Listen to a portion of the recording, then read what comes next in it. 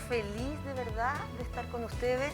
Yo también estudié en un colegio comercial hace un par de años atrás nada más. Y lo que les vengo a presentar en realidad es algo que les va a servir para toda la vida. No es un tema así, no es como tan colegio ni nada de eso, sino que son cosas que realmente las vamos a ver en el día a día. Cada vez que ustedes tengan que ingresar a una organización, van a entrar en un ciclo que llamamos nosotros el ciclo de vida laboral. Desde que entramos a una organización, llamamos el proceso de incorporación. Antes del proceso de incorporación viene un proceso que es la de atracción de talentos, cuando el banco abre una vacante. Eso se los va a comentar una compañera mía que viene en un ratito más, y ahí les va a explicar el proceso de selección que tiene el banco. Nosotros ya pasamos por toda esa etapa y ahora nos vamos a posicionar en la primera etapa, que es la de incorporación. Posteriormente vamos a pasar al proceso completo, que llamamos como los datos duros de recursos humanos, donde vemos los temas de remuneraciones, los anexos de contrato, las licencias médicas y las obligaciones laborales. Y, bueno, nuestra salida de la empresa, cualquiera sea, a través de distintos motivos, que aquí lo vamos a ver también, que se concreta a través de un documento que se llama el finiquito, que es un documento legal. Vamos a empezar a hablar con el tema de los contratos. Como yo les comentaba, ya tenemos seleccionado el talento, que llamamos nosotros, el candidato o la persona que va a cubrir una vacante, y esa persona tiene que completar una ficha de incorporación. Yo se las voy a mostrar más abajo. Este formulario, el colaborador lo tiene que completar, pero además nosotros le pedimos igual la documentación física o digital, porque se puede equivocar. A lo mejor alguien dice, oye, yo estoy en tal AFP y se cambió y nosotros vamos a empezar a pagar mal sus cotizaciones. Me voy a ir un poco hacia atrás porque se me olvidó comentarle algo que es súper importante en las organizaciones, que es que toda esta información que nosotros vamos a procesar la trabajamos en un sistema de recursos humanos que llamamos un ERP, generalmente es un sistema de remuneraciones también, y es un sistema de autogestión del colaborador. Hoy día las organizaciones trabajamos todas con sistemas de, hablamos de procesamos los contratos, procesamos los finiquitos, procesamos remuneraciones, pero también la autogestión del colaborador. Hoy día los portales de recursos humanos son mucho más dinámicos, lo que significa que yo como colaborador, si me cambio de domicilio, yo voy a hacer mi cambio de domicilio, ya no lo voy a mandar a un área para que me lo incorpore. Si tengo un hijo y lo quiero incorporar en mi base de datos, también todo se sustenta a través de este sistema que nosotros llamamos ERP. Bueno, volviendo acá, como les comentaba, el contrato de trabajo, que se los voy a mostrar también, es un documento contractual, nada más, donde se sella esta relación, donde yo acepto las condiciones como una persona natural del cargo al cual estoy postulando y acepto lo que el banco me ofrece en este caso, o cualquier empresa. Acepto las condiciones laborales, acepto el horario de trabajo, acepto la renta y el cargo efectivamente que yo estoy postulando. Eso se concreta a través de un contrato. Este tiene que tener datos básicos, que se los voy a mostrar en el contrato, y existen tipos de contratos indefinidos, a plazo fijo, son los únicos dos que hay en la legislación. Hay otros que son por obra o por honorario, pero no entran bajo esta modalidad porque nosotros no trabajamos con ese tipo de contratos. Los otros son empresas de otro tema, empresas de servicios transitorios, otra reglamentación, ¿ya? Esto lo rige el Código del Trabajo además, entonces a nosotros nos indica que tenemos 15 días para disponer el contrato para que la persona, el colaborador, lo firme. Ahora, ¿cómo lo disponemos? Nosotros estamos dentro de este 70% de las empresas que hoy día tienen firma digital. Hoy día, post pandemia, esto evolucionó mucho. Así que hoy día casi todo, gracias a Dios, inclusive los organismos públicos se han modernizado y nos permite hacer gestiones a través de mi celular, de un computador, todo digital. Entonces nosotros tenemos, por lo menos acá en el banco, un sistema de firma digital, ¿ya? Lo que significa que yo no tengo que ir a donde notario ni nada, esto queda validado en línea. Y bueno, y las recomendaciones, siempre guardar una copia, porque nosotros toda la vida nos va a servir el contrato de trabajo, independiente de que yo me cambie de organización. A veces voy a querer hacer, no sé, reconocimiento de vacaciones que se hace a los 13 años, y a lo mejor hay alguna cotización impaga por ahí y voy a tener que empezar a buscar esa documentación, o hay trámites que a mí me piden mi contrato de trabajo. Ejemplo, para afiliarme a un ISAPRE, para afiliarme a una AFP, hay entidades que me piden mi contrato, así que guárdenlo siempre. Claro, esta es una solicitud nuestra.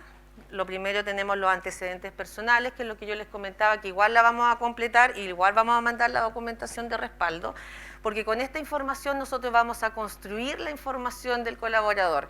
Vamos a escriturar su contrato, vamos a ingresarlo al sistema de recursos humanos y cualquier error que nosotros tengamos va a aparecer después en las liquidaciones de sueldo, en el mismo contrato, etc.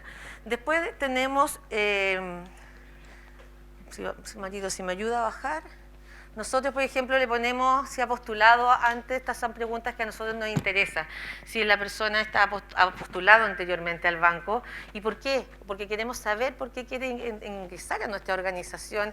Si a lo mejor no hemos podido cumplir sus expectativas en los cargos que hemos tenido abiertos anteriormente, o si ahora lo estamos cumpliendo. Nos sirve de información. Otra cosa también, bueno, si ha trabajado, hay gente que renuncia a una empresa y después adquiere experiencia en otra organización, en otros puestos, etcétera, y vuelve de nuevo a las mismas empresas. Por eso a nosotros nos interesa. Las áreas de interés, obviamente, para saber, porque yo puedo estar postulando a recursos humanos, pero también a lo mejor me interesa tecnología. Entonces así nosotros ya lo vamos dejando registrado en nuestra base para cuando hay movimientos internos o vacantes internas. Antecedentes de estudio, bueno, eso es natural, yo tengo que poner en el colegio que estudié, qué carrera tengo, para ver si es afín al cargo que se está vacante. Entonces ahí lo tenemos, lo preguntamos. La experiencia laboral, porque tenemos que validar efectivamente si el cargo que estamos poniendo a disposición cumple las personas, digamos, con los requisitos para ese cargo, porque uno sale de la universidad, chiquillos, del colegio, y sabe harto. Uno cree que no sabe nada, sabe harto y uno tiene que confiar en las capacidades que uno tiene, pero también eso va siendo avalado después con los estudios que yo tengo. Entonces, confíen en ustedes, por eso les digo, esto es importante. Lo de las referencias laborales, sobre todo los que tenemos experiencia, a las empresas nuevas donde vamos a postular, les interesa saber por qué nosotros nos retiramos de una organización o por qué fuimos desvinculados, si esto es así de dinámico. Y van a pedir referencias. ¿Cómo trabajaba la Marta Sarabia? Trabajaba bien, era colaborativa, trabajaba en equipo, todas estas características que hoy día tenemos que tener los colaboradores o los trabajadores en estos tiempos, no solamente en Banco Itaú, en todas las organizaciones. Y bueno, en caso de extranjeros también, cómo está su visa, porque tenemos que cumplir con la documentación legal y tenemos que tener una persona que tenga una visa en trámite o definitiva, provisoria, a lo mejor si le queda poco tiempo para que esta pase a indefinido. Entonces, toda esa documentación. Bueno, cuando hablamos de que somos un banco inclusivo y diverso, nosotros estamos abiertos también a abrir nuestras puertas a todos los talentos que estén en alguna situación de discapacidad. Y para nosotros es importante conocerla para ayudarles con beneficios que tenemos, y también porque nosotros estamos por ley obligados a tener una cuota mínima, que es un 1% de la dotación, ¿ya? Si no tienen, por ejemplo, hay muchas personas que están en esta situación y a veces por falta de asesoría, por falta de recursos, no tienen esta credencial, porque si bien es cierto, es una credencial gratis, uno se la puede ir y la procesa a través de la Compino o los organismos pertinentes, requiere tiempo, requiere igual asesoría. El que yo complete mal un formulario significa que me van a echar para atrás, a lo mejor voy a tener que volver a postular. Entonces nosotros le prestamos a un colaborador que está en esta situación ese apoyo también. Por eso lo preguntamos. Y bueno, y la fecha en que quiere trabajar, porque a lo mejor yo lo necesito hoy día y él me va a decir, no, yo trabajo en una empresa y voy a dar cumplimiento a lo que dice la ley, que yo tengo que renunciar al mínimo, al menos con 30 días mínimo. Hay colaboradores que renuncian hoy día mismo y mañana están en otro trabajo, pero uno siempre quiere salir por la puerta ancha. A lo mejor, si bien es cierto, la empresa actual me necesita urgente, pero yo por lo menos a lo mejor salir del otro lugar y dar el tiempo para poder enseñarle mi trabajo o dónde tengo la documentación a la persona que me va a reemplazar. porque uno nunca sabe, a lo mejor yo después quiero volver también a esa organización, y habla bien de mí también, dejar siempre los procesos cerrados. Y cómo se enteró de la postulación, para nosotros es súper importante, porque ¿dónde nosotros vamos a ir a ofrecer estas ofertas? Lo vamos a ofrecer por LinkedIn, lo vamos a ofrecer por Instagram. Esta ficha nos va a dar a nosotros el feedback donde tenemos que poner nuestras ofertas. Eso nomás. A la otra, Mario. Gracias. Y el contrato, para hacerla cortita y para no atrasar a los chiquillos que se me queden dormidos. Principalmente lo que les comentaba, la individualización tanto del empleador y del mío, en este caso yo sería el trabajador. Segundo, baja nomás, la jornada de trabajo, súper importante, en qué horario voy a trabajar yo. Hoy día la ley estipula 45 horas semanales y está en el debate, proyecto de ley, 40 horas semanales. Entonces, ese punto es súper importante, si voy a tener un horario, si voy a estar sujeto a control de horario que se llama, donde yo tengo que registrar mi asistencia en un sistema que el banco dispone, por lo menos en esta empresa. Hay empresas más pequeñitas que a uno le disponen un libro, donde tiene que firmar la entrada y donde tiene que firmar la salida. Y eso a mí también me ampara en el caso de un accidente de trayecto u otro, que lo va a hablar Mario después. Así que yo cada vez que tengo un registro de asistencia tengo que cumplir con la normativa. Ingreso mi entrada, ingreso mi salida. ¿Ya?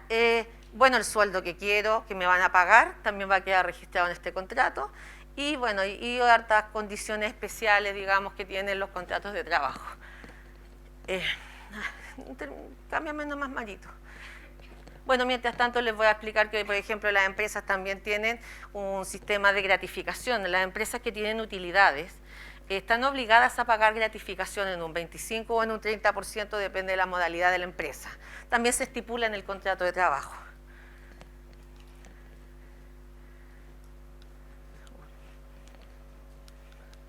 Ya, y aquí, ríanse nomás, chiquillos. Sí, ¿cierto? Ya, y aquí, no sé, aquí, sí, claro, me va a faltar ahí. Estamos, los procesos, lo que yo les comentaba, en el ciclo del colaborador pasamos por el ingreso, la incorporación, ahora vamos a pasar por el proceso, donde a mí me van a pagar mis remuneraciones, qué significa la remuneración, donde yo voy a registrar esa remuneración también, cómo yo la voy a percibir.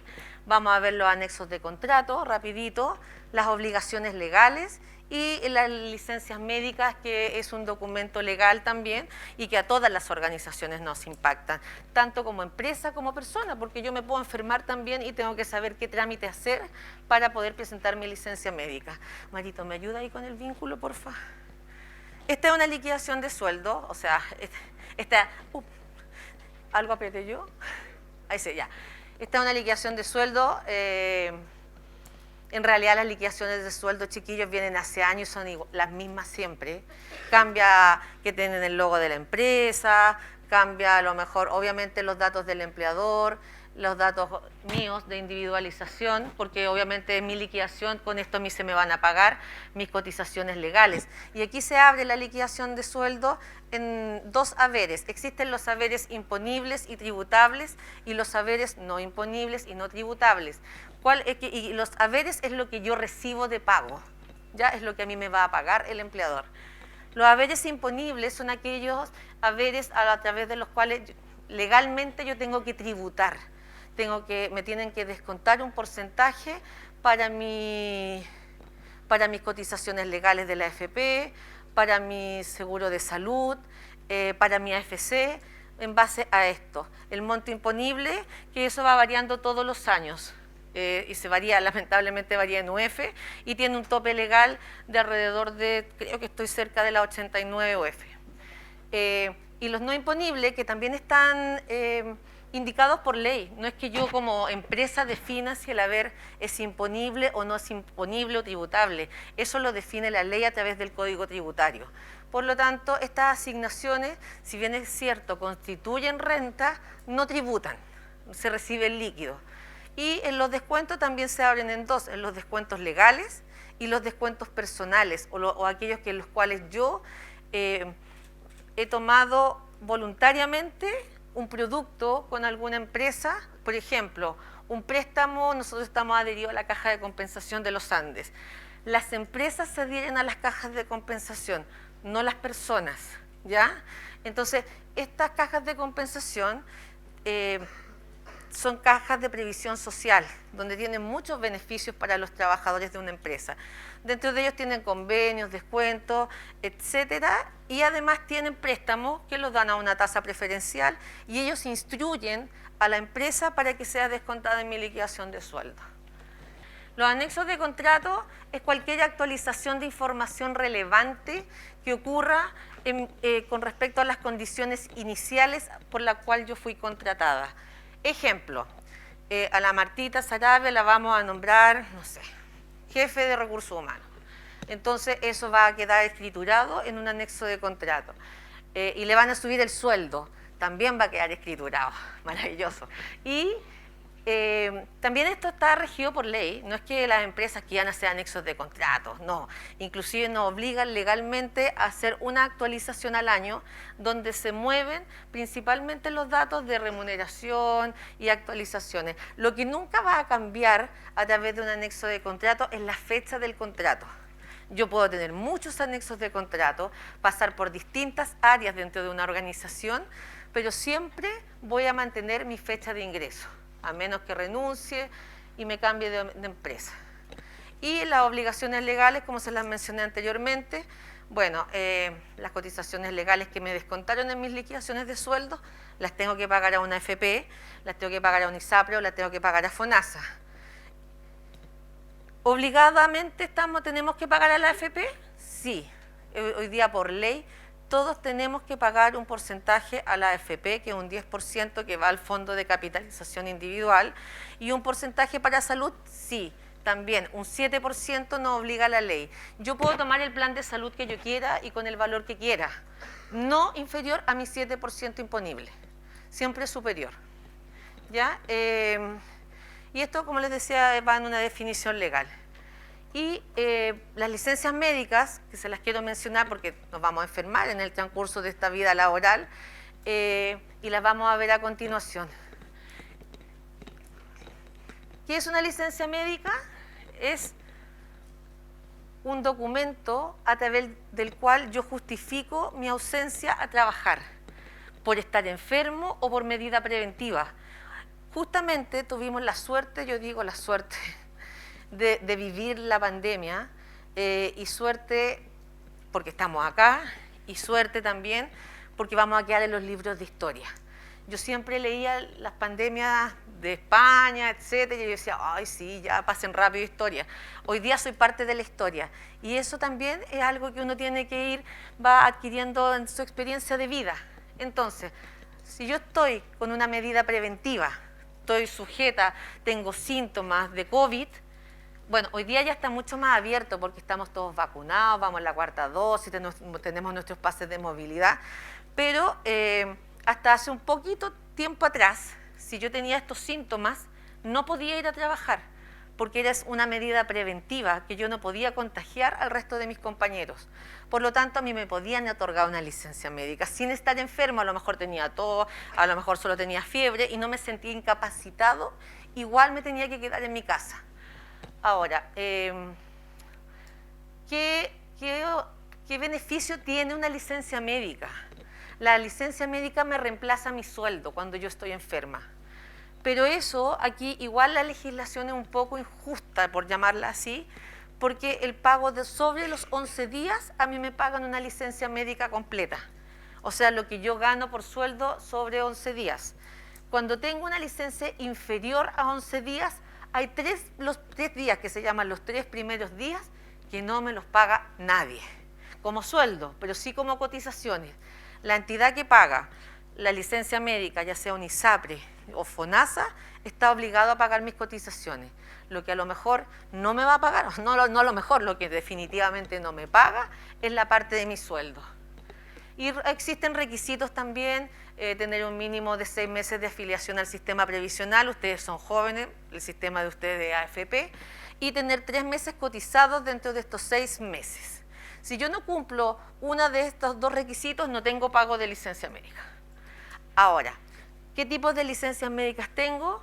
Por enfermedades comunes, donde se clasificó la de COVID, por ejemplo, la patología del embarazo, la ley SANA, que es una ley que nos permite a los padres acompañar a nuestros hijos cuando están enfermos de gravedad. Existe una licencia que se llama la ley SANA. Tenemos un tipo de licencias maternales que en su totalidad suman 210 días, que yo me ausento. 42 días de prenatal, 84 de postnatal y 84 de un postnatal parental, que es un permiso. ¿Ya? Todo esto me lo pagan cuando he cumplido con los requisitos anteriores. Y los de origen laboral, que es un accidente laboral o una enfermedad profesional, que lo va a ver Mario a continuación.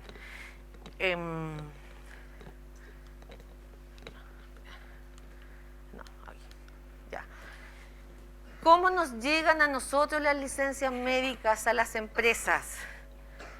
Hasta el 2020 nos llegaban en papel, el colaborador se enfermaba, enfermo, tenía que ir a dejarlo, si se le olvidó poner la firma tenía que volver a firmarla. Entonces, en definitiva, eso se reguló. A contar del 1 de enero del 2021, ya hace un año y 6 meses, la ley cambió y hoy día no se debiesen estar extendiendo licencias médicas manuales. Solo quedan algunas consideraciones, digamos, para aquellas zonas como rurales, donde no tienen acceso a internet, donde ahí a lo mejor el médico me podría dar una licencia médica manual, pero no aquí en Santiago, donde tenemos todas las conectividades. Entonces, ¿a través de dónde me llegan las licencias médicas? Existen 2 portales hoy día legalmente aceptados. Uno es IMED y el otro es Medipaz. Las empresas nos adscribimos a estos portales o a estas empresas para que nos llegue la licencia. ¿Y cómo nos llega a nosotros? Yo voy al médico, el médico me dice usted está mal, le vamos a dar una licencia médica y yo a través de un sistema biométrico, que es el sistema de la huella digital, yo voy a firmar, esa es mi firma digital y la licencia médica se va a ir a un servidor. Se va a ir la licencia médica a un servidor y este servidor va a mandar la licencia médica, en este caso al banco, la va a enviar también a su entidad de salud inmediatamente para que esté enterada la entidad de salud que yo como empleador estoy obligada a tramitarla. ¿Ya? Ahora, esto va a fluir si yo tengo actualizado mi información contractual. Si yo me cambié de ISAPRE, tengo que hacer un cambio de empleador en la ISAPRE. Si yo me cambié de AFP, también porque me va a pagar las cotizaciones. Si esto no está actualizado, la licencia médica simplemente me la van a imprimir, como si fuera una manual, pero de formato digital. Está más adelante. Y, ¿qué es esta? Y la voy a tener que ir a dejar igual donde mi empleador, o mandarla, hoy día en pandemia todo se manda por correo electrónico. La Suceso dictaminó que las licencias médicas se mandan por correo, a un correo de la empresa. Por lo tanto, ya no va nadie a dejar ninguna licencia médica manual. Este es el formato de una licencia médica electrónica. Este timbre que dice documento no válido para trámites indica que efectivamente llegó bien, que llegó en formato electrónico y que el trabajador tiene toda su documentación en regla. Si yo no tengo este timbre, quiere decir que el trabajador no tiene actualizado nada y va a tener que mandarla por correo electrónico, va a tener que hacer un proceso manual.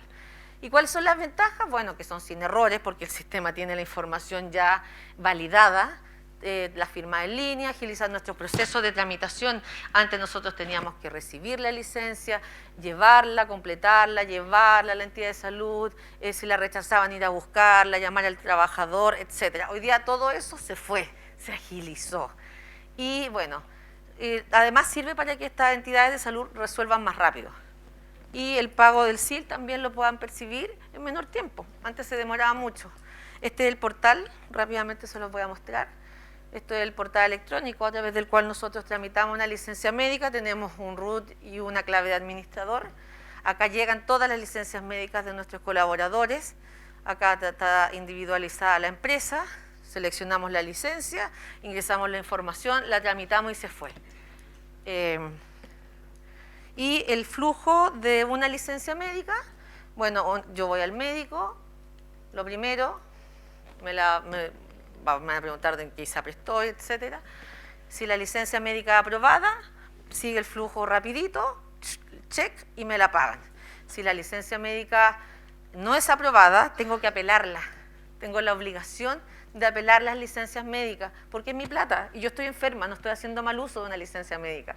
Por lo tanto, la Contraloría de FONASA o de UNISAPRE no tiene la facultad de decir que yo no estoy enferma. Eso lo puede decir un médico que me extendió la licencia. La tengo que apelar, para eso tengo plazos legales, 15 días a la COMPIN, que es la Comisión de Medicina Preventiva de Invalidez. Hay alrededor de 4 aquí en la región metropolitana, porque es por sector norte, sector sur, oriente, etcétera.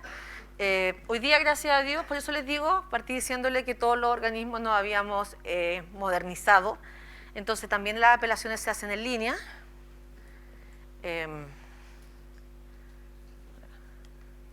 Si la COMPIN resuelve, me la pagan, maravilloso, listo, porque le adjunté más documentos. Cuando yo apelo tengo que ir al médico y decirle, ¿me puede dar un certificado para que justifique los días que usted me dio? Las órdenes de los exámenes médicos, las recetas de los medicamentos, etcétera, hasta que logre el pago.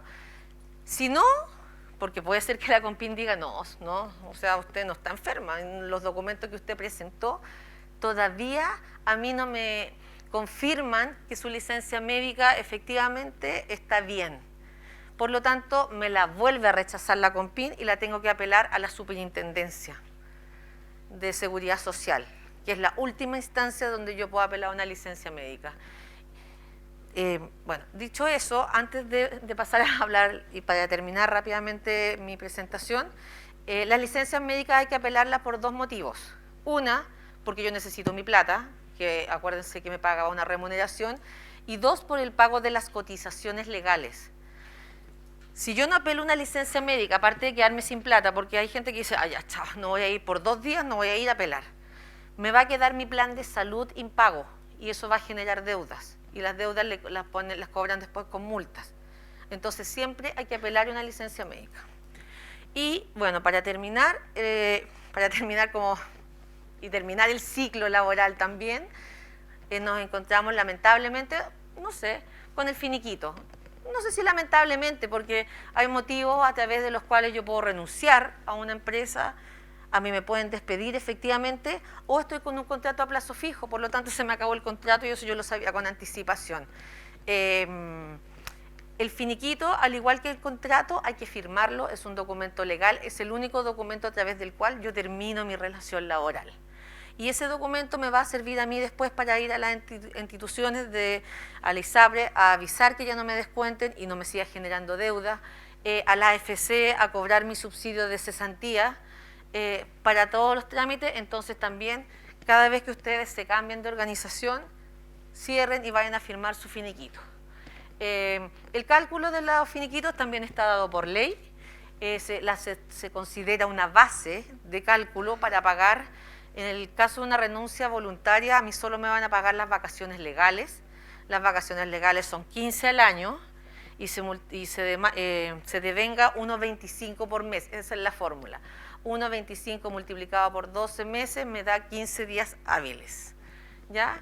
Entonces me van a pagar solamente mis vacaciones con esta base de cálculo, el sueldo base, la gratificación, la movilización, la colación, los saberes que sean permanentes por más de 3 meses en una liquidación de sueldo seguidas van a las bases de cálculo siempre y cuando, sí, está bien. Y las compensaciones variables en el caso, por ejemplo, que yo sea un vendedor y reciba comisiones.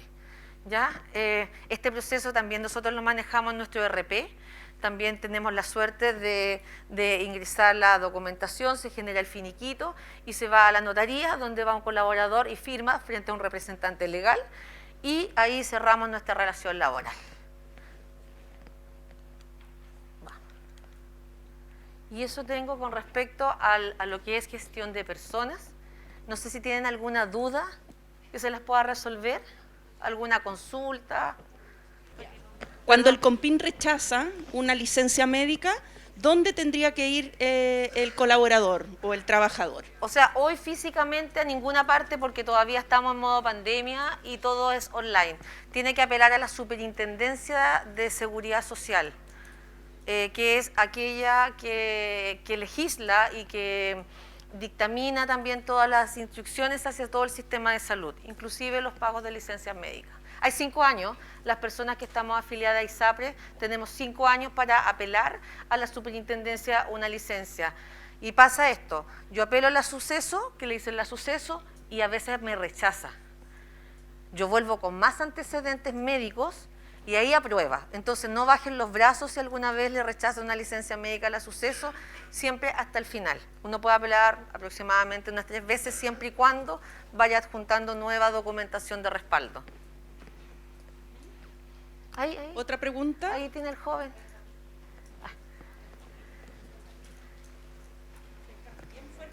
Allá. En caso de que el trabajador haya comprado una licencia médica pero como falsificada, ¿qué multa se le cobraría al trabajador? Chuta, ahí nosotros no tenemos cómo saber dónde compran una licencia médica. La verdad que nosotros como empleadores no podemos cuestionar eso. Sabemos qué pasa, ¿Sí? sabemos qué pasa, sí, sabemos que lo muestran en las televisiones también. Hay médicos que venden licencias médicas, lamentablemente hacen de la salud un negocio, de la salud de los que realmente se enferman. Por eso los sistemas después desconfían y empiezan a rechazar licencias médicas. No podemos hacer nada nosotros como empleadores, sin embargo hay organismos que están fiscalizando estos médicos que están dando muchas licencias y ellos les pueden hacer a lo mejor algún sumario. Nosotros como empleador no tenemos, ni siquiera tenemos acceso al diagnóstico. Por ley el diagnóstico está cerrado. Nosotros tenemos la obligación de recibir la licencia solo para complementar, porque además la licencia otorga fuero laboral. Por lo tanto, no nos podemos negar a recibir una licencia cuando un colaborador está vigente. Por acá. Buenos días, Hola. Excelente su participación, muy clara, todo lo que nos ha contado el día de hoy.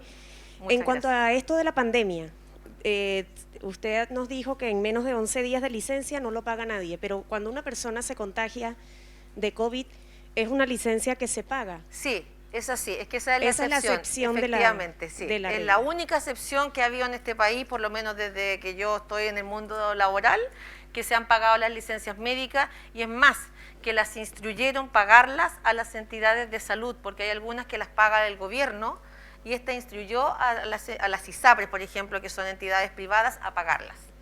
Así que gracias por la aclaración para que no les genere duda. Martita, acá otra pregunta. Hola, buenos días. Hola. Yo tengo 2 preguntas. Una de esas es que usted dijo que eran 15 días de vacaciones, ¿cierto? Por entendido, nosotros tenemos como entendido que una duda que eran 21 días de vacaciones por 12 meses trabajados. ¿Por qué dijo que eran 15 con esa fórmula? Porque son 15 hábiles, 21 corridos. Tú sumas los fines de semana y te va a dar 21 días corridos. Sí. La fórmula solamente te aplica para los 15 días hábiles, porque no se considera sábado ni domingo. Ya. La otra que tenía era en contra de la firma electrónica, que es la que se está actualizando ahora.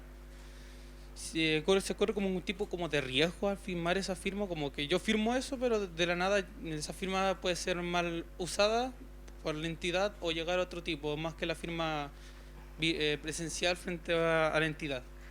Ya, mira, no, porque estos portales tienen que, los portales de firma electrónica tienen que ser certificados por la Dirección del Trabajo. Entonces tienen que cumplir ciertos protocolos de seguridad para evitar esto, de que alguien pueda firmar maliciosamente un contrato. Además, a nosotros nos instruye la Dirección del Trabajo que los contratos firmados electrónicamente, el colaborador tiene que poner un correo personal, no laboral.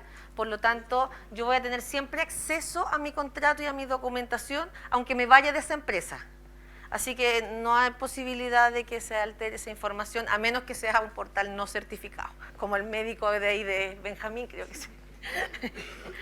Hola, buenos días. Hola, buenos días. Quería saber cuánto dura aproximadamente el proceso de selección para entrar a una empresa. Mira, esa es una respuesta que te la van a responder directamente la jefa en un ratito más, pero va a depender del tiempo que nosotros necesitemos la contratación. Si ya la necesitamos urgente, obviamente el proceso es súper rápido, pero no hay algo formal estipulado. Cada empresa tiene su propio proceso, por lo tanto no están normados, digamos, legalmente los tiempos que se pueden demorar en cubrir una vacante. Acá otra pregunta del PPA. Buenos días. Buenos días. Tenía la duda de si hay algún máximo de licencias que podía solicitar una persona.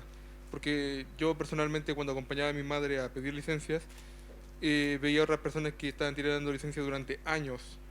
Entonces, por eso yo que tengo la duda si una persona tiene algún máximo de licencias o si simplemente tiene que seguir tirando hasta que encuentre alguna recuperación. Sí, no hay un máximo. Efectivamente, un trabajador puede presentar la cantidad de licencias médicas que quiera, dependiendo de su patología. Incluso hay personas que por su patología se jubilan por invalidez, o sea, en algún porcentaje, porque esa enfermedad o ese síntoma le provocó un porcentaje de invalidez para trabajar y aún así ellos siguen tomando licencia médica por otras enfermedades, porque a mí me pueden jubilar, no sé, o sea, por invalidez. Me da diabetes, no sé, no es una enfermedad tan grave, un ejemplo, y yo no puedo trabajar, me van a jubilar y me van a pagar una pensión de invalidez, pero después me va a dar COVID, entonces yo voy a seguir con otro tipo de licencia. Y hay personas, como te digo, no hay plazo.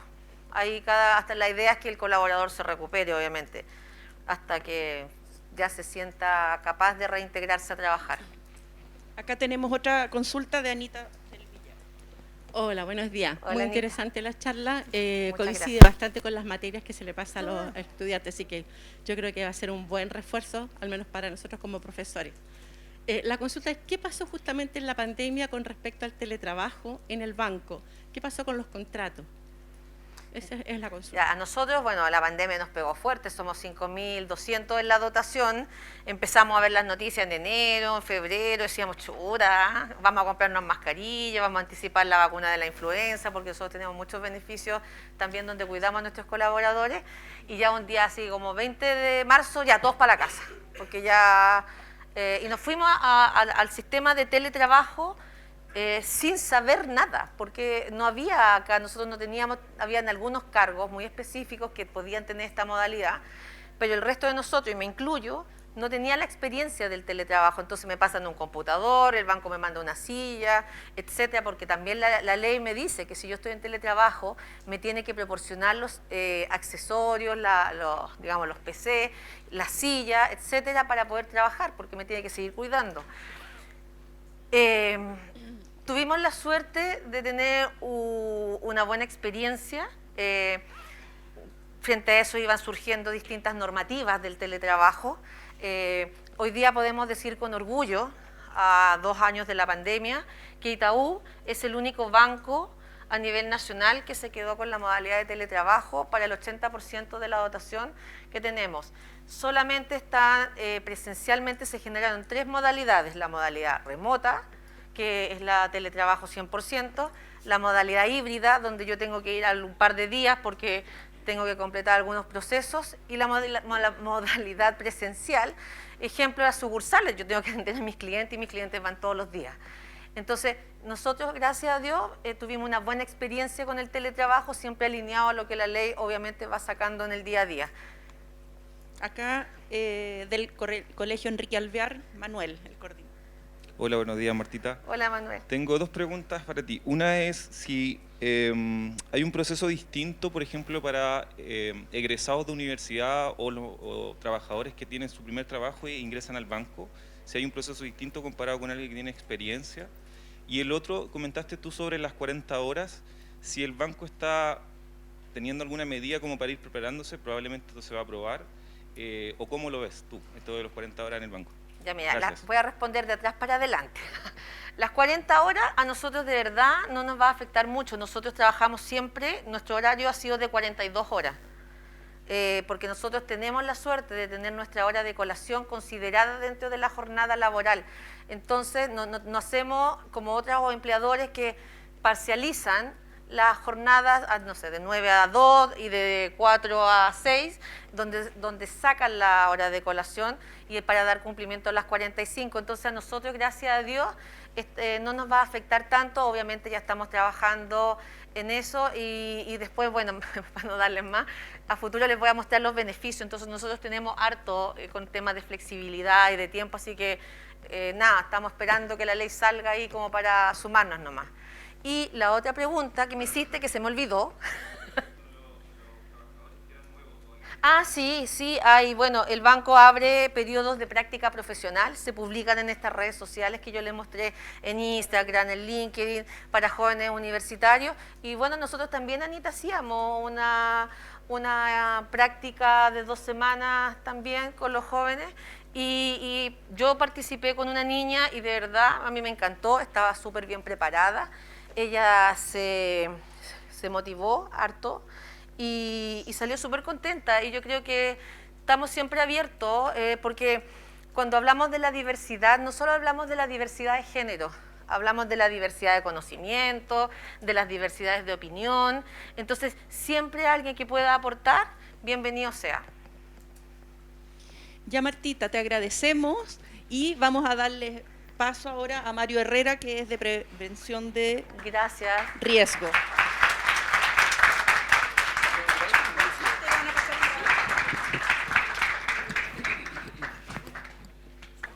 Hola a todos y todas, ¿cómo están? Muy buenos días. Mi nombre es Mario Herrera. Bueno, soy ingeniero en prevención de riesgo y cumplo el rol de analista de prevención de riesgo en el banco. Un tema súper importante, nosotros siempre conocemos la prevención de riesgo, el prevencionista de riesgo. Yo quiero que ustedes tengan una mirada un poquito distinta cuando se enfrenten en el mundo laboral y conozcan este concepto que es la seguridad y la salud en el trabajo, ¿ya? Siempre hablamos de prevención de riesgo, que una persona se cae, tuvo un accidente de trayecto, pero hay otras cosas que también nos afectan y hoy en día a través de la pandemia se han potenciado un poquito más. Por ejemplo, las enfermedades relacionadas a salud mental, que eventualmente pueden tener relación al trabajo, eventualmente no. Lesiones musculoesqueléticas por digitación quizá excesiva, ¿ya? Y hay otros conceptos más. Entonces es súper importante que vayan conociendo el concepto de seguridad y salud en el trabajo, ¿ya? Algunas cositas. Si conocían ustedes o no que existe una ley que finalmente pasa a ser un seguro para ustedes si tienen un accidente del trabajo o una enfermedad profesional, ¿ya? Y eso también se extiende hoy día a través de una legislación que se llama el Decreto Supremo 313, que también a ustedes los cubre en caso de accidentes dentro de la jornada escolar, ¿ya? ¿Qué es un accidente del trabajo? ¿Qué es un accidente de trabajo en el trayecto? ¿Qué es una enfermedad profesional? Y vamos a hablar de algo súper importante que es autocuidado, ¿ya? Porque de ahí nace todo lo relacionado quizás a prevención de riesgo y de ahí hablando un poquito más moderno, ¿ya? Entonces, existe una ley. ¿Alguno de ustedes alguna vez ha escuchado sobre esta ley? La ley 16.744, que habla sobre accidentes del trabajo y enfermedades profesionales. Tiene distintas prestaciones y obviamente las que más se recalcan son las prestaciones médicas. Si ustedes eventualmente tienen un accidente del trabajo y esperemos que nunca vivan la experiencia, y si la viven, ojalá que sea lo más leve posible, su lesión tiene que ser tratada y en este caso los organismos administradores de ley, que puede ser la Mutual de Seguridad, el IST, la Asociación Chilena de Seguridad, hay distintos entes que apoyan con respecto a esta legislación, tienen la obligación de atender y dar todas las prestaciones médicas, medicamentos, hospitalización, intervenciones quirúrgicas, hasta su recuperación, ¿ya? De repente pasa que no hay acciones médicas adicionales para una lesión, ¿ya? Y el colaborador vuelve, se reintegra, pero siempre quizás puede quedar con alguna dolencia, ¿ya? Esto es súper eventual. Pero si a posterior aparece un nuevo tratamiento, un nuevo proceso médico que va a ayudar a esa lesión, eventualmente también podría acogerse a eso, porque ese es uno de los principios de la legislación, ¿ya? Que es solidaria y es para los trabajadores. Prestaciones económicas, ¿ya? A diferencia acá del concepto de la licencia médica común, cuando uno tiene un accidente del trabajo o una enfermedad profesional, esto se paga desde el día 1, ¿ya? Y tiene los mismos cálculos obviamente en relación a las liquidaciones anteriores. Hay un proceso administrativo que tienen que hacer toda la gerencia o los departamentos de recursos humanos o personas para que eso se lleve a cabo. Pero es una de las grandes diferencias relacionadas a un accidente del trabajo a un accidente común. Y otro de los temas importantes, que es lo técnico. Esta legislación obliga a que los organismos administradores de la ley nos pueden prestar apoyo a las empresas en lo técnico en prevención de riesgo, ¿ya? Por ejemplo, si necesitamos quizá un especialista en procesos mecánicos, estoy inventando, yo salí de un colegio técnico, estudié mecánica automotriz, entonces siempre lo asocio, y entonces el profesional experto en prevención de riesgo que quizás atiende a distintas empresas de este rubro mecánico nos puede ayudar en entender cuáles son los riesgos asociados a estos procesos, ¿ya? Si son procesos de salud, también, cuáles son los procesos de salud desde el punto de vista preventivo que nos pueden ayudar. Esas son, muy a grandes rasgos, las prestaciones que entrega el seguro, ¿ya? Cuando hablamos también de quizás lo económico y profundizar un poquito más, jubilación, pensiones, indemnizaciones, y todo eso va a estar asociado al grado de la lesión que puedan tener, ¿ya? Insisto, ojalá que nunca pasen por este proceso, pero en el caso de que lo puedan pasar, ojalá sea leve, pero que tengan conocimiento de que esto existe y es para ustedes, ¿ya? Perdón. ¿Qué es un accidente del trabajo? Esta ley lo define súper clarito, ya en el artículo 5, dice que es toda lesión que una persona sufra a causa con ocasión del trabajo y que le produzca una incapacidad o la muerte, ¿ya? Esa es la definición legal. ¿Y cuáles son los conceptos clave acá? Que sea a causa o con ocasión. Cuando digo causa, es mi descripción de cargo. Cuando yo ingreso a un trabajo, aparte del contrato, hay una parte que dice ¿qué es lo que tengo que hacer? ¿Cuál es mi descripción de cargo? Y a eso tengo relación con la causa, ¿ya? Y con ocasión tiene relación a cualquier indicación que en este caso mi jefatura directa o mis jefaturas indirectas, pero que tengan matricialmente quizás dependencia de mí, me pidan alguna cosa, ¿ya? Quizás no está dentro de mi descripción de cargo ir a procesar un documento, no sé, al centro, estoy inventando, ¿ya?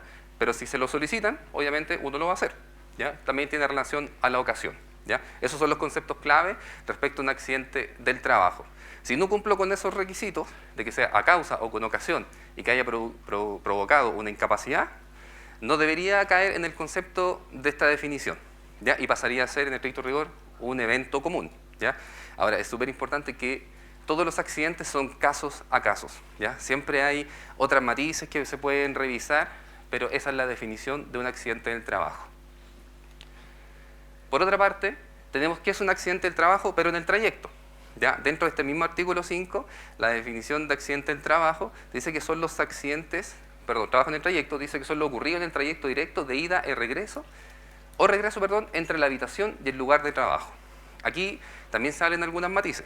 ¿Cuáles son las matices? Por ejemplo, que siempre se habla del lugar donde yo voy a pernoctar, ¿ya? Porque no necesariamente o eventualmente voy a dormir todos los días en mi casa. Quizás por X motivo voy a quedarme en la casa de mi mamá, ¿ya?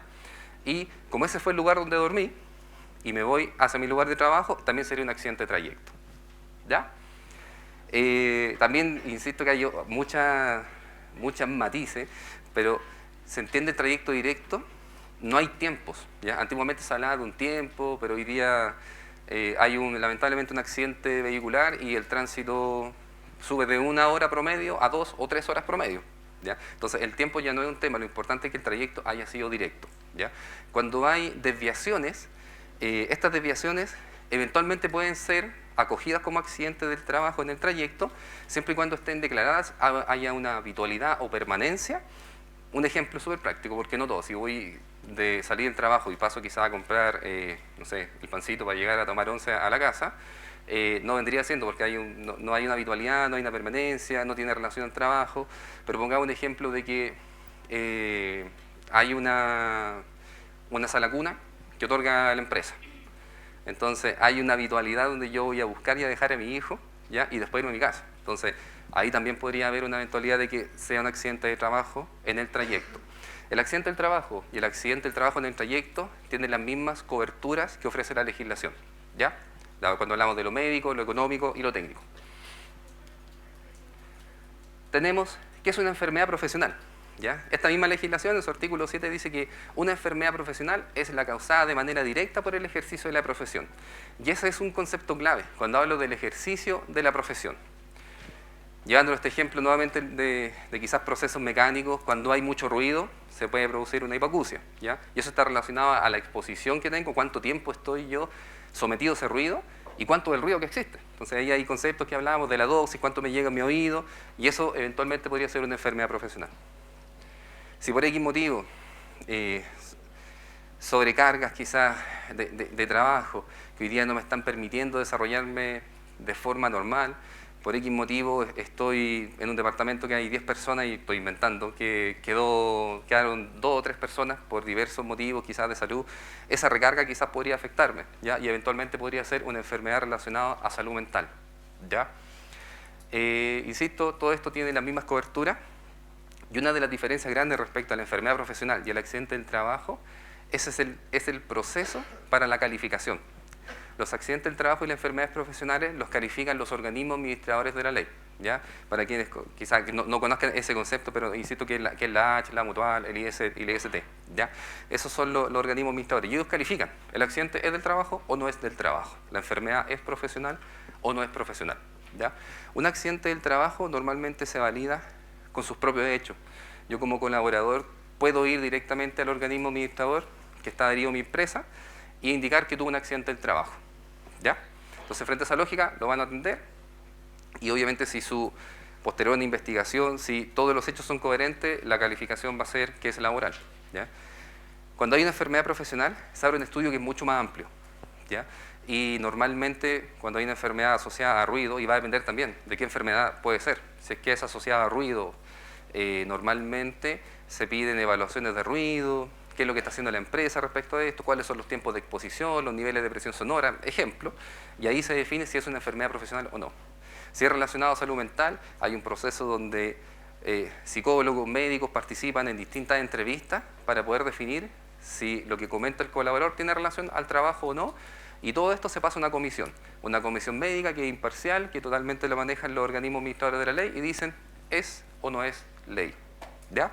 Así que la verdad que mi presentación era bien simple, quería entregarle algunos conocimientos respecto a los accidentes del trabajo, las enfermedades profesionales, que tuviesen esta visión de seguridad y salud ocupacional o salud en el trabajo, más que la prevención de riesgo. Y para cerrar, quería darle 2 datitos. Y voy a partir por el datito de abajo. No es muy alegre, pero de repente siento que es necesario que visualicemos lo que está pasando. El año pasado murieron más de 300 colaboradores por accidentes del trabajo, ¿ya? Es una cifra no menor, ¿ya? Nosotros vamos a entrar, o ustedes van a ingresar al mundo laboral. Entonces es súper importante, no el miedo, para nada, ¿ya? Pero que sí lo tengan presente de que lamentablemente, y no solamente a nivel de Chile, en otros países también, aún existen fallecimientos por accidentes del trabajo, ¿ya? Y esto yo lo hago en coherencia con esta pirámide, ¿ya? Esta pirámide es una analogía y un estudio que hace un caballero que se llama Frank Beer, si alguna vez lo escucharon, un estadounidense, y que habla sobre que hay 600 incidentes, ¿ya? Pasaron antes de que ocurrieran 30 eventos asociados con accidentes leves sin pérdida de días. ¿Qué quiere decir sin pérdida de días? Que quizá el colaborador se lesionó, pero no se le entregó licencia, pero se lesionó. Eso nunca hay que olvidarlo, ¿ya? El evento ocurrió. Cuando ocurren estos 30 eventos, se puede asociar de que a lo menos se van a ocurrir 10 eventos con pérdida o con días de licencia, ¿ya? Y lamentablemente, cuando ocurren, se da la secuencia de esta cadena 630, 10, eventualmente podría haber un accidente grave, ¿ya? Entonces, la base de la pirámide está en signo de interrogación y está asociado a los actos y condiciones inseguras, ¿ya? Entonces, ¿qué es lo que quiere decir acá? Muchos de estos eventos que nosotros podemos ser partícipes a que no ocurran. Podemos estar en la base de la pirámide para que estos 600 incidentes no ocurran, ¿ya? Y está asociado a las condiciones y a los actos. Los actos es lo que yo realizo como colaborador. Cómo me comporto, si estoy alineado a mi reglamento interno, a mi descripción de cargo, y quizás mucho más allá, a mis valores, qué es lo que me entregó mi familia, cómo yo me cuido. Y por eso es importante el proceso o entender el concepto del autocuidado, ¿ya? Y también está el tema de las condiciones. El tema de las condiciones también está súper en estudio, porque dicen, no sé, me tropecé porque, o quizás estuve en una ocasión, salí, pero me tropecé con una silla, ¿ya? Pero el tema es por qué estaba esa silla ahí. Una silla por sí sola no se mueve. Lo más probable es que quizás alguien con una acción la dejó sin querer, ¿ya? Sin saber que eventualmente podría provocar un daño gigante en obstruir una vía de evacuación, ¿ya? Entonces, gran parte, y con esto cierro, es que muchos de los accidentes ocurren por cosas que quizás nosotros podríamos evitar. Entonces ahí está el concepto del autocuidado y que lo integren en sus futuras postulaciones, en sus futuros trabajos, y desearle obviamente el mayor de las felicitaciones y los éxitos en su proceso. Así que muchas gracias. Muchas gracias, Mario. ¿Dudas, consultas? Sí. Voy a dar también tiempo para preguntas también y luego Martita brevemente les va a hablar de los beneficios de trabajar en grandes empresas como es Banco Itaú. Anita. Muchas gracias por tu exposición, la verdad aprendí muchas cosas nuevas. Súper. ¿Cómo se verifica el trayecto de un colaborador? O sea, que en el fondo realmente haya sido que estaba o de su casa o del lugar habitación, digamos, pero que no estuvo, no sé, pues dando vueltas por toda la ciudad y no iba directo a su trabajo. Perfecto, súper buena pregunta. Mira, los medios probatorios para un accidente de trayecto son siempre del afectado, ¿ya? O sea, si yo me accidenté del trayecto, yo como otro colaborador debo presentar mis medios probatorios. Y los medios probatorios también están definidos en la legislación, pero siempre uno, ¿qué es lo que puede hacer? Puede hacer una constancia en Carabineros de que tuvo un accidente. Esto siempre va a depender de la lesión, ¿ya? Si es que me permite desplazarme por mis propios medios, yo puedo ir a dejar una constancia e indicar de que, ¿sabes qué? Salí del trabajo y me caí y aquí tengo una constancia. Eso es súper simple, normalmente en Carabineros se entrega. Si por X motivo no tengo esa instancia, está la declaración. A mi propia jefatura, yo puedo llamar a mi gestor, que le llamamos nosotros, indicarle, ¿sabes que tuve este accidente? Me pasó esto. Es una declaración voluntaria, ¿ya? Y frente a lo mismo, podría yo dejar hasta, hoy día la tecnología nos ayuda, mensaje, un WhatsApp a mi mismo gestor, a un familiar, indicando de que, ¿sabes qué? Me voy a dirigir directo, no sé, a la Mutual, a la H, al IST, o me voy a cierta clínica que está más cerca porque me cuesta mucho desplazarme, pero estoy dejando una evidencia y un medio probatorio, ¿ya? Cuando tú ingresas después a la mutualidad, ellos van a tomar tu declaración, tú debes decir lo que sucedió, y ellos en base a lo que van leyendo, indican, ¿tiene relación o no tiene relación? ¿Tiene coherencia lo que estamos indicando? En el eventual de los casos pueden llamar o pedir evidencia de que a quién le avisaste, si le avisaste a tu gestor, pero esos son los medios probatorios, ¿ya? Testigos y esta constancia de... Si le queda más cerca una clínica, un hospital y no la Mutual, ¿es mejor que se acerque a una clínica o tiene que...? Siempre va a depender de la gravedad de la lesión. En estricto rigor sí, ¿ya? Pero la recomendación es que siempre puedan acudir a los organismos administradores de los que las empresas están adheridos, porque la atención va a ser mucho más expedita. En una atención quizás de urgencia de alguna clínica va a pasar mucho tiempo hasta que lo puedan atender, pueden haber quizás cobros de por medio y después tras bambalinas, o lo puedo decir así, que se van regularizando esos cobros y esos pagos con la mutualidad. Pero el proceso puede ser más complejo. ¿En estricto rigor se puede hacer? Sí, pero es un poquito más complejo. Ok. Sí. ¿Alguien Hay una allá? consulta, parece... A ver, voy a partir por aquí y de ahí me voy para allá. ¿Quiénes son las personas que se dedican a saber cómo, si es que el trayecto de verdad se cumplía? O sea, ¿quiénes eran los que se encargan de eso? Entiendo. Mira, son los organismos administradores de la ley y ellos tienen dentro de su equipo expertos en prevención de riesgo, técnicos jurídicos, abogados, ¿ya? A ellos les llaman comités o departamentos de calificación de accidentes. A ellos les llegan todos estos antecedentes y van revisando, van comparando en base a la normativa legal y dicen, ¿califica como accidente o no califica? Y esto igual es súper buena la pregunta porque se abre un poquito más de lo que comentaba Marta. Si es que yo no estoy de acuerdo con esta apelación o no estoy de acuerdo con la calificación del accidente, me dice que no es del trabajo, yo puedo apelar nuevamente a mi organismo administrador. Si me va mal nuevamente, superintendencia a la suceso. Puedo apelar, tengo esa instancia de apelar también a suceso. Y finalmente ellos toman la determinación final de si es o no es. ¿Ya? Eso, no sé, ¿dudas, consulta? Acá otra preguntita. Sí, yo tengo una pregunta. ¿Esta ley rige para las personas que están con teletrabajo? Así es, sí. Esta legislación da cobertura también a la ley de teletrabajo, ¿ya? En teletrabajo, cada organización tiene su forma de poder proceder frente a un accidente, ¿ya? Pero en estricto rigor, si tú estás en el trabajo y te accidentas, recordemos siempre el concepto de la primera definición de accidente del trabajo, a causa o con ocasión. Si yo me lesioné a causa del trabajo en mi casa, ¿ya? Tengo cobertura. Si quizá me caí porque estaba reparando o me golpeé una mano porque estaba reparando quizás, no sé, una grifería, no tiene relación al trabajo, ¿ya? Eso es súper importante poder definir dentro del teletrabajo, ¿ya? Y esta legislación de teletrabajo no solamente es la casa donde vivo, sino que yo defino un lugar de teletrabajo, ¿ya? Eso es súper importante también, no necesariamente en mi hogar, sino que puede ser otro, ¿ya? Acá En el Luis Correa Prieto. En el caso de que sea como un asalto o un robo, igual cuenta como un accidente laboral.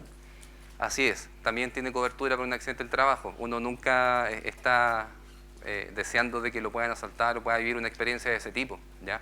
Entonces, si es en el trabajo, si es en el trabajo, incluso si es en el trayecto, tiene cobertura.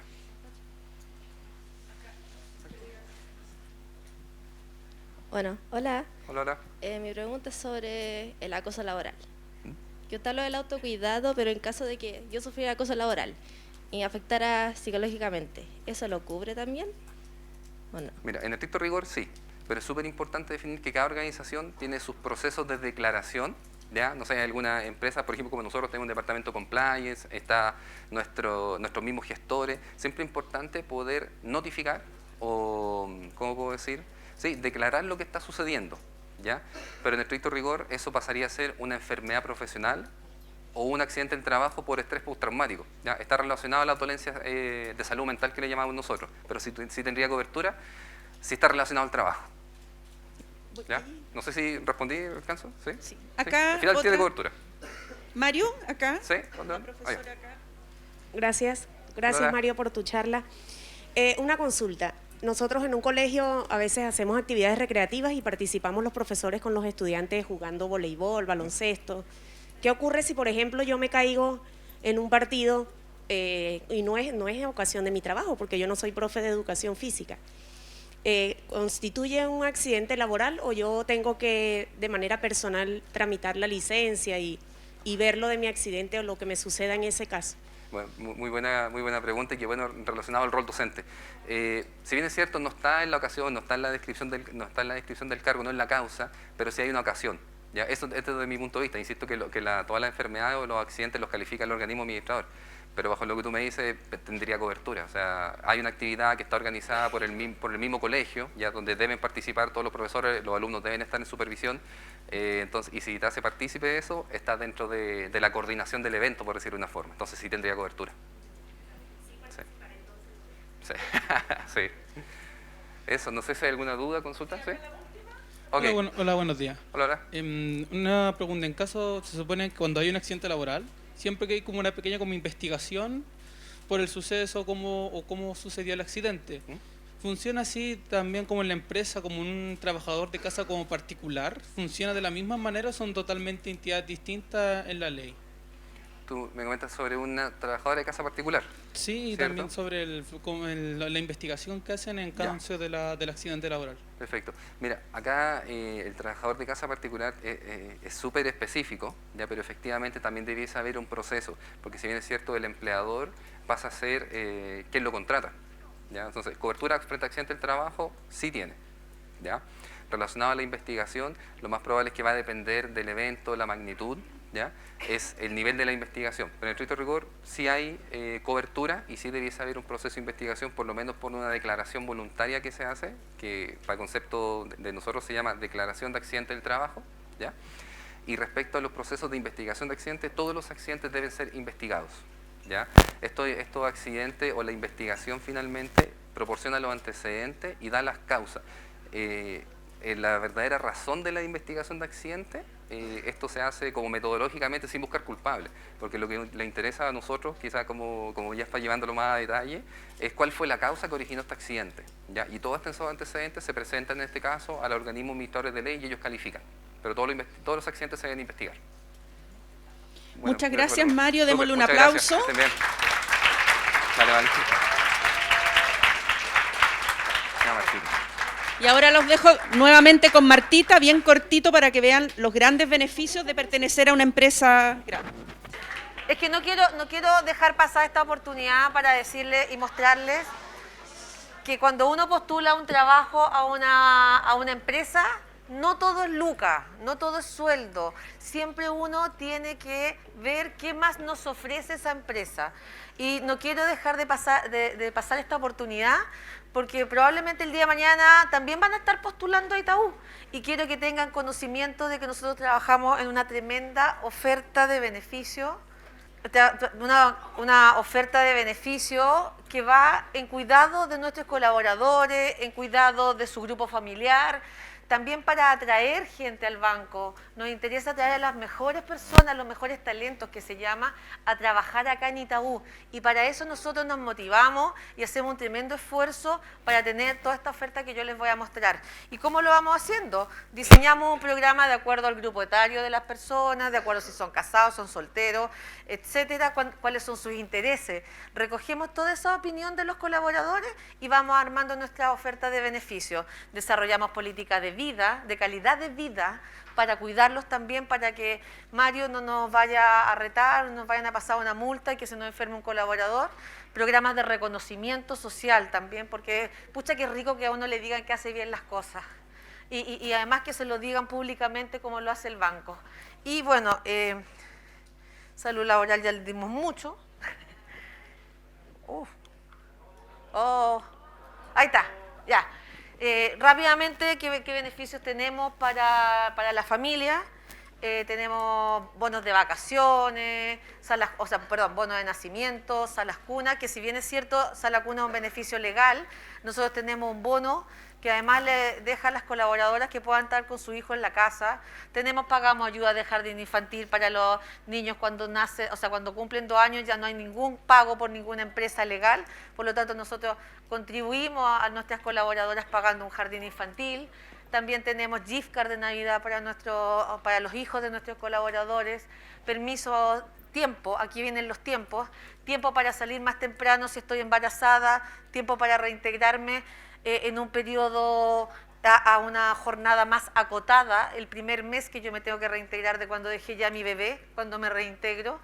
Tenemos una sala de lactancia en el edificio nuestro que está acá en Nueva Las Condes, tenemos permisos familiares, aparte de los legales también tenemos permisos y en los momentos difíciles tenemos bonos también.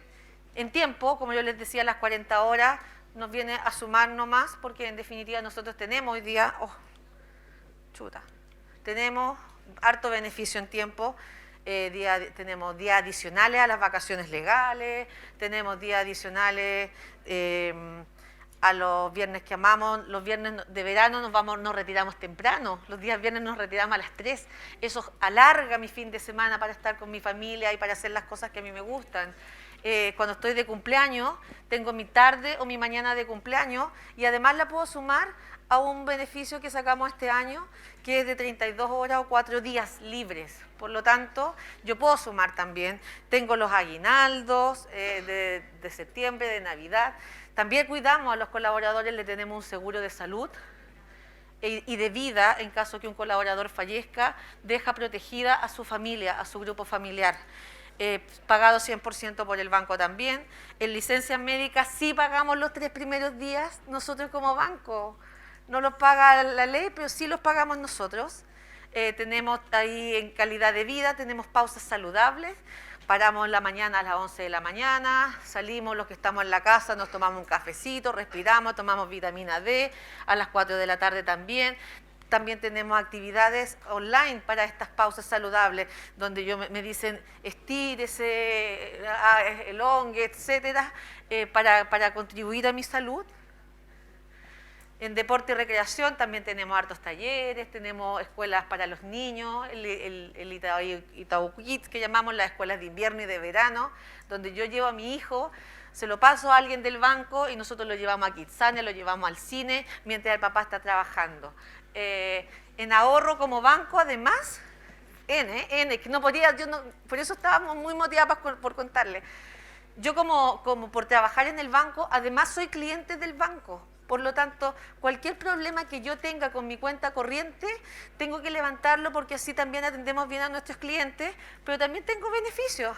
Me tienen crédito, hoy día crédito hipotecario a tasas preferenciales, que es un lujo, tarjetas de crédito sin costo de mantención, plan de cuentas corrientes sin mantención, solo por ser colaborador Itaú. Y eso es, quería mostrarle eso para que el día de mañana cuando tengan que postular a un trabajo, lo hagan informado. Chicos,